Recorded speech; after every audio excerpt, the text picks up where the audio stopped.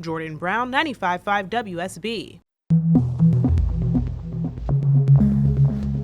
It all started with a traffic stop. Deputies searched the vehicle and found items often used for identity theft, including forged checks, disguised items, and fake IDs from different states. Those IDs matched credit cards and stolen checks found in the car. Officers also recovered illegal drugs like meth and MDMA. Both the driver and passenger are facing felony charges. A former DeKalb County Deputy is fired over misuse of flock safety camera technology. Sergeant Kabiru Salawu is charged with violation of oath of office and misuse of license plate data. Officials say he has officially been terminated after almost 17 years with the sheriff's office. His arrest comes after 3 Fayetteville police officers were also fired for misusing the flock camera system. He is now being held without bond at the DeKalb County Jail as the criminal investigation continues. The Marietta Planning Commission hears a proposal to rezone 10 acres of land to build a data center at an existing self-storage facility. The developer's attorney, Parks Huff, says the space is in a prime location. Some of the same factors of why this is a good site for our use is the fact it's close to the infrastructure, not only utilities, power, but also cables and internet and that connectivity. The commission approves the proposal in a 4-3 vote and will recommend it to the Marietta City Council. A new UGA study reveals people experiencing food insecurity are underserved in higher income areas. Research shows North Metro Atlanta is one of the top areas lacking resources. UGA Associate Professor Jerry Shannon says food access gaps tend to be in suburban and rural areas of Georgia that are car dependent. It can be an extra challenge for folks in those areas to figure out how to find the resources that will help them keep going day to day. Researchers say collaboration between food banks can bridge these gaps. Environmental groups accuse Hartsfield-Jackson of leaking jet fuel, de-icing fluid, and sewage into the river where more than 400,000 people get their drinking water. The Southern Environmental Law Center's April Lipscomb says this is a decades-old problem. The Flint Riverkeeper has attempted to work with City of Atlanta officials, airport officials, to try to get them to figure out how to stop some of these ongoing and recurring spills. The groups plan to file a lawsuit in the next 90 days if there's no effort from the city to stop the pollution. The Fulton County Sheriff's Office arrests a suspect accused of rape and aggravated sodomy of a 10-year-old child. James Anthony Zachary is on the county's top 10 most wanted list and is now in custody. He is now facing multiple charges and being held without bond at Fulton County Jail. Officers found a car fully engulfed in a parking lot in the 6300 block of Highway 85. Firefighters quickly contained it before it could spread. No injuries are reported. Security cameras caught a man and a woman intentionally starting the fire before running off. Officials released the video as they are searching for the suspects. They asked for anyone with information to contact the police department. Friday brought heavy rain and massive flooding to Falcon Crest Drive. Officials say the county saw 6 inches of rain in a short period of time. The culvert under the roadway failed and forced a road closure. Officials say 50 homes were stranded on the other side of the road with no way out. Now the county expects the roadway to reopen for one-lane traffic early Sunday morning. The People's Future Atlanta Coalition is standing up against autonomous cars. Rideshare driver Bhupendra Chauhan says his services have dropped since Waymos launched in Atlanta. Not only has our income per minute and per mile or per ride gone down, but the number of rides that we get has also significantly gone down. The expansion and a pay rate change for Uber drivers brought his income down by 40% since 2020. Organizers are circulating a petition to regulate Waymos in the city. The Island Ford Trail system brings new experiences for hiking and wildlife viewing along the river. The project adds over 2 miles to the trails after 6 months of restoration. Executive Director of the Chattahoochee National Park Conservancy, Brittany Jones, says the organization's largest project ever is driven by the community. Honestly, it's just such a beautiful thing when folks do put either their time,